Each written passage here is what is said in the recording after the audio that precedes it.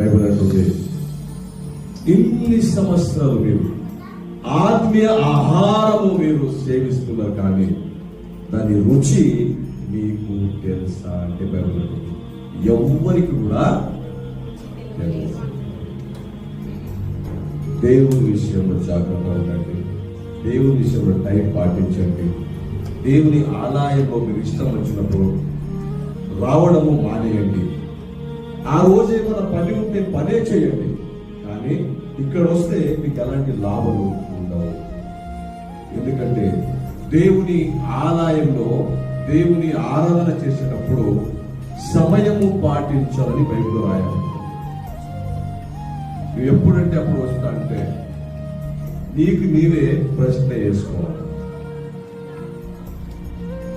నీకు గుర్తించినప్పుడు, నీకు సంఘంలో విలువ దొరికినప్పుడు ఆ విలువ తక్కువ చేయలేదు, కాపాడుకోవాలి. నీకు సంఘంలో ఒక విలువ ఇచ్చినప్పుడు ఆ విలువని ఏం చేయాలా? గట్టిగా కాపాడుకోవాలి. సంఘంలో నీకు ఒక అవకాశం దొరికినప్పుడు నీవేం చేయాలా? నిలబెట్టుకోవాలి. మీకు పిలిచినప్పుడు పరిగెత్తుకుంటారా? నీకు ఒక మాట చెప్పినప్పుడు మాటకు కట్టుబడి ఉండాలి.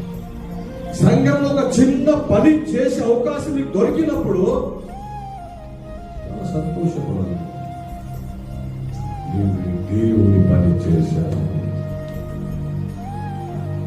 ఉన్నాయా మా దగ్గర ఏమనుకోండి?